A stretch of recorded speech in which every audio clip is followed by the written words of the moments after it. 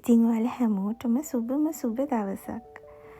අද ඔයාලත් එක්ක අලුත් වීඩියෝ එකක් බෙදා ගන්න තමයි මං ආවේ. ඉතින් කාලෙකට පස්සේ මං හිතන්නේ මාස 8කට 9කට විතර පස්සේ තමයි මට අලුතින් වීඩියෝ එකක් හදන්න පොඩි විවේකයක් ලැබුණේ. ඉතින් මම බලාපොරොත්තු වෙනවා ඉස්සරහට අපේ පුංචි වීඩියෝස් අපේ ජීවිතේ පුංචි මතක සටහන ඔයාලත් එක්ක එකතු කරගන්න. ඉතින් ආදරෙන් ආරාධනා කරනවා අපේ මේ වීඩියෝ එකත් එක්ක එකතු වෙන්න කියලා. එහෙනම්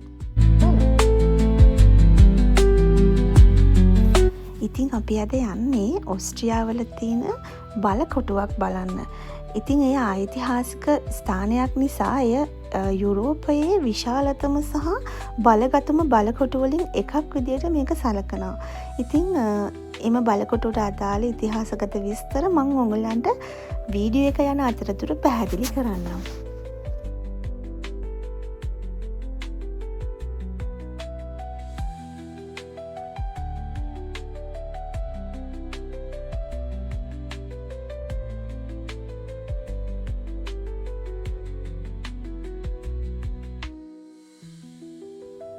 මේ දවස්වල ඉතින් වින්ටර් සීසන් එක නිසා පරිසරයේ පොඩි අඳුරු ගතියක් තියෙනවා. නමුත් ඈතට පොඩි සන්ෂයින් එකක් තියෙන නිසා පරිසරය අමුතු ලස්සනක් එක්ක පේනවා. කොහොම වුණත් අපි දැන් මේ ඇතුල් වෙන්න යන්නේ සල්ස්බර්ග් කියන ඕස්ට්‍රියා සිටි එකට. මේ අපි ජර්මන් සිට ඕස්ට්‍රියා බෝඩරෙන් ඇතුල් වෙන අවස්ථාව. ඉතින් අපි බලන්න යන බලකොටුව තියෙන්නේ සල්ස්බර්ග් කියන සිටි එකේමයි. ඒ නිසා ගොඩක්ම පහසුයි අපට ඒ විත ළඟා වෙන්න. එහෙනම් ඉතින් අපි යමු. ඉතින් බලකොටුවට ඇතුල් වෙන්න කලින් පාකින් ඒරියා එකේ ඉඳන් අපට බලකොටුවට ඇතුල් වෙන්න යන්න තියෙන ටනල් එකක් හරහා. ඉතින් ඒ ටනල් එකේ තිබිච්ච විශේෂත්වයක් තමයි එංගලන්ගේ ඇඩ්වර්ටයිස්මන්ට් ඩිස්ප්ලේ කරලා තිබුණා. ඉතින් අපට ඒකෙන් පොඩි අයිඩියා එකක් ගන්න පුළුවන් වුණා. ඒක අලුත් රටක්. එතකොට ඒ අලුත් රටේ තියෙන සමහර දේවල් ගැන ඉතින් ඒක ඉතාමත්ම විශේෂ සහ හොඳ අයිඩියා එකක් කියලා මට හිතුණා.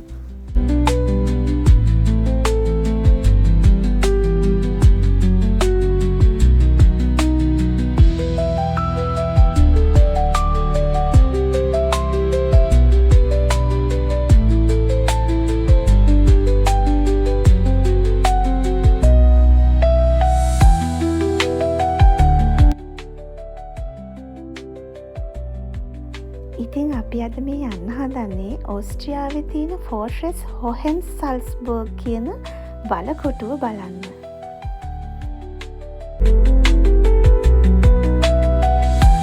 ටනල් එකෙන් එළියට ආවට පස්සේ අපිට මේ වගේ වටපිටාවක් තමයි පේන්න තියෙන්නේ.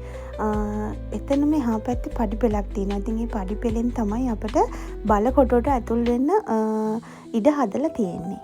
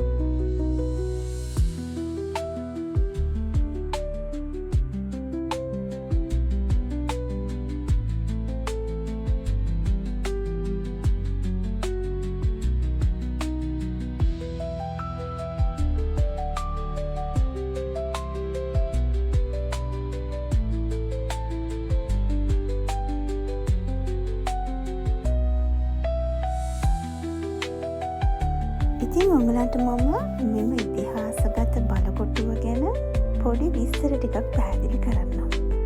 ෆෙස්ටුම් හොහෙන්සල්ස්බර්ග් යන ඕස්ට්‍රියාවේ සල්ස්බර්ග් නගරයට ඉහළින් පිහිටි යුරෝපයේ විශාලතම සහ හොඳින්ම ආරක්ෂිත මධ්‍යකාලීන බලකොටුවක් ලෙස සලකනවා.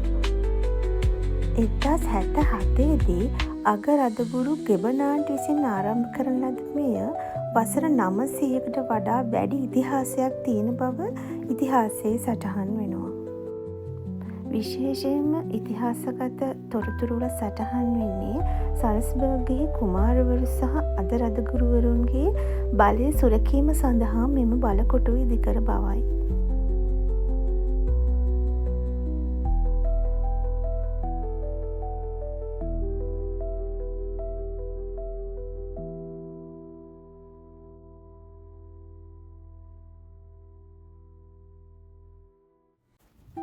ඉතින් මෙම බලකොටුව අපට ඈතට දර්ශනය වන්නේ මේ විදියට.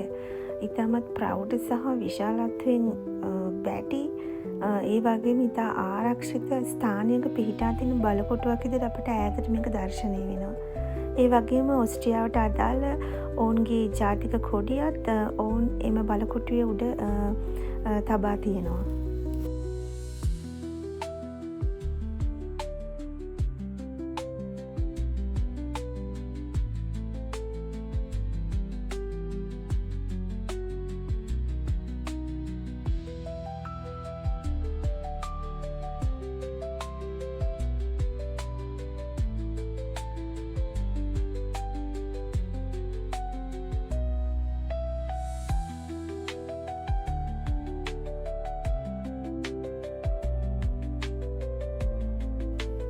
ඉතින් අපි දැන් බලකොටුවට ඇතුල් වෙන්න තමයි හදන්නේ. ඉතින් බලකොටුවට ඇතුල් වෙන දොරටුව විශාල ඝනකමකින් යුක්ත බව ඔයාලට පේනවා. ඉතින් ඒකෙන් පිළිබිඹු වෙන්නේ ශක්තිමත් බව. ඉතින් බලකොටුවට ලේසියෙන් කෙනෙකුට ඇතුල් වෙන්න බෑ කියන එක ඒකෙන් ඔප්පු වෙනවා. ඉතින් වර්තමානයේ ප්‍රවාහන පහසුකම් සැපයීමට එයාලා ඒ සියලු පහසුකම් සපයලා තියෙනවා. ඔයගලන්ට පේනවා බලකොටුව උඩට පහසෙන් ගමන් කිරීම සඳහා ප්‍රවාහන පහසුකම් එංගොල්ල සපයා දීලා තියෙනවා.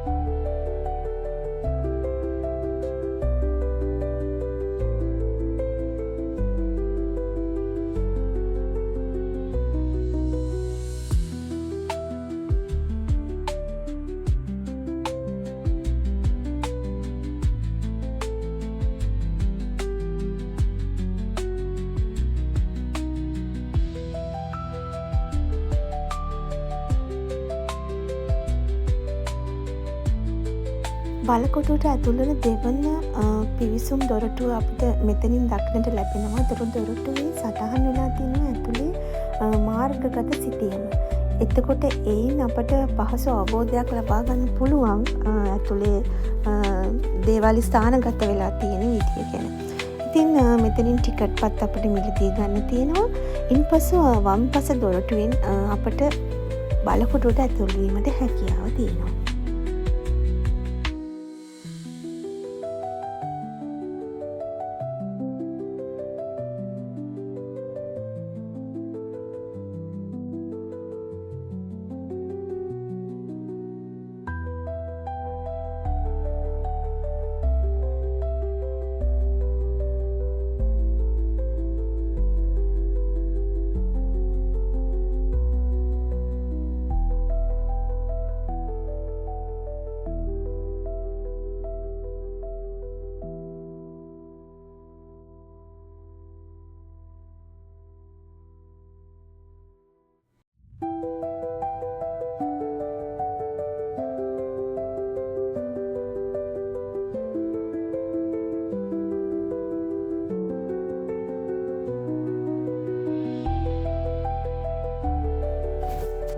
ඉතින් මේ බලකොටුවට ඇතුල් වෙද්දී අපට දැනෙන දෙයක් තමයි විශාලතම බවින් යුක්ත සහ ශක්තිමත් බවින්ම යුක්ත බලකොටුවක් බව.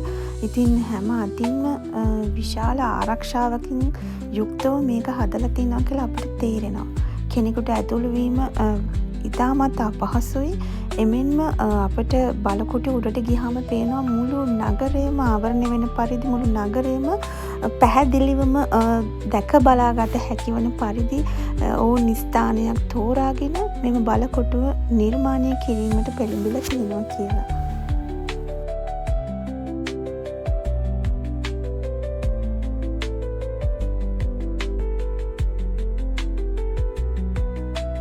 ඉතින් ඔබට මං කලින් පැවසූ පරිදි 1977දී ශුද්ධ වූ රෝම අධිරාජ්‍යය සහ පාප්තුමා අතර බල අරගල සමයේදී මෙම බලකොටුව නිර්මාණය වුණා කියලා ඉතිහාසගත කරුණුවල සටහන් වෙනවා.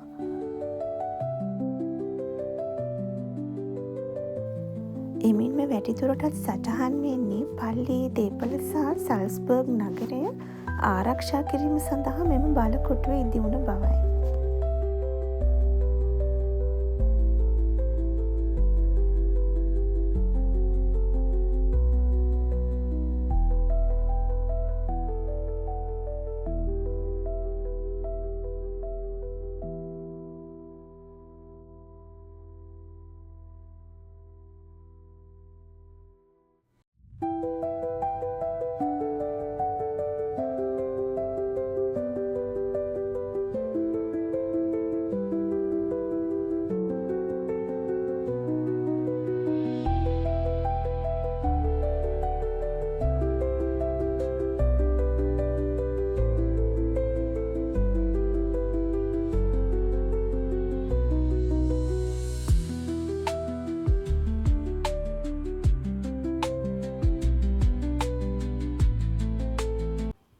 ඉතින් මෙම දොරටුවෙන් ඇතුල් වෙන අපට නගරයේ විශාල ප්‍රදේශයක් ඉතාමත් ලස්සන දර්ශනයක් විදිහට නැරඹීමේ අවස්ථාව ලැබෙනවා.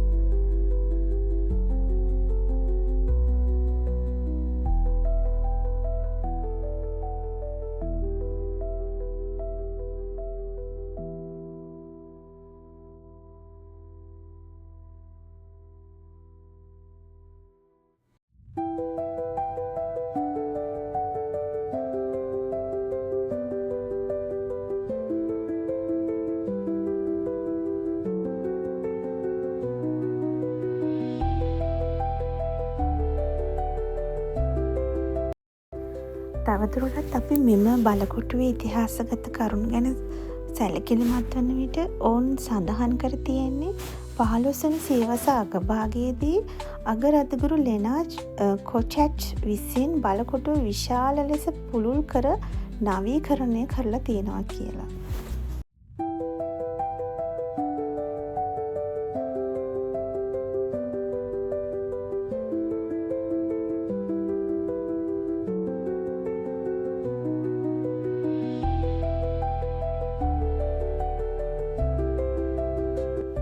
තවදුරටත් සටහන් වෙන්නේ 16 වන සියවසේදී වත්මන් පෙනුම ලබාගත් බලකොටුව එහි ඉතිහාසය පුරා කිසිදු සතුරෙකු විසින් යුද්ධයකදී ඍජුවම අල්ලා නොගත් බවයි.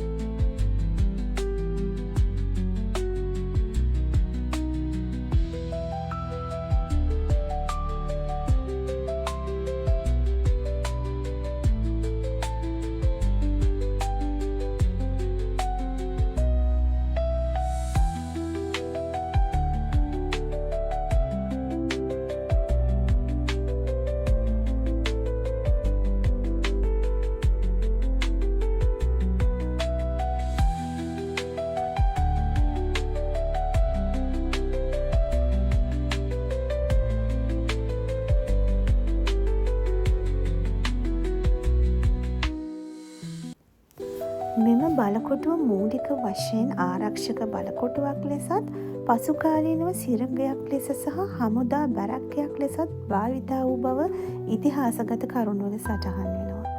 අපි අභ්‍යන්තරයට ගමන් කරනකොට ඔවුන්ගේ මෙම විශේෂිත යුද උපකරණ සවිකර තියෙන විදිහ අපිට බලාගන්න පුළුවන්. එම කුඩා කවුළු වලින් නැරඹීමේදී අපට දර්ශනය වන්නේ මුළු නගරයම ඔවුන්ට පැහැදිලිවම බලා ගැනීමේ හැකියාව ඇතිවන පරිදි ඔවුන් එය සැලසුම් කර ඇති බවයි.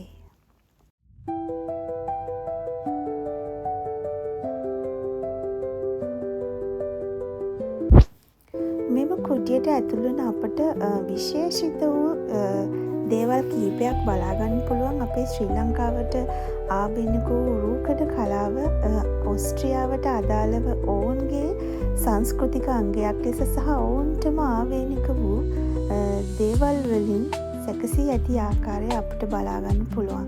ඉතින් ඉතාමත් ආකර්ශනීය ලෙස සකසා තියෙන ඇතුලේ කොටස් සහ නිර්මාණ ශිල්පය බොහෝ දේවල් අපට අධ්‍යයනය කිරීමට පහසු කරනවා.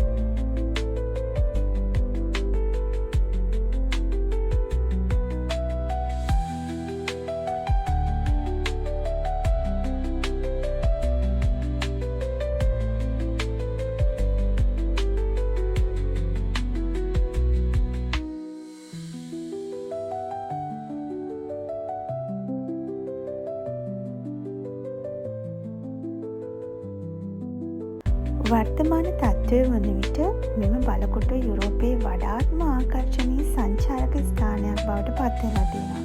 ඉතින් සල්ස්බර්ග් නගරයේ අලංකාර දර්ශනයක් අපට මෙම බලකොටුවට පැමිණි විට බලන්න පුළුවන්. ඒ වගේම ඓතිහාසික වටිනාකමකින් යුක්ත මෙම බලකොටුව නැරඹීමට විදේශිකයන් බොහෝ ප්‍රමාණයක් එනවා. ඉතින් මෙම බලකොටුව ගැන සහ මෙම නගරයේ විශේෂත්වය ගැන කුඩා හෝ දැනුමක් ඔයගලන්ට ලැබෙන්න ඇති කියලා මම විශ්වාස කරනවා. ඉතින් මෙම වීඩියෝ එකත් එක්ක එකතු වුණු ඔයාලා හැමෝටම මම ගොඩක්ම ස්තුතිවන්ත වෙනවා. ඉතින් තව අලුත් වීඩියෝ එකක් එක්ක අපි ඉතාමත්ම ඉක්මනින්ම හමු වෙමු. සුබ දවසක්. ගිහින් එන්නම්.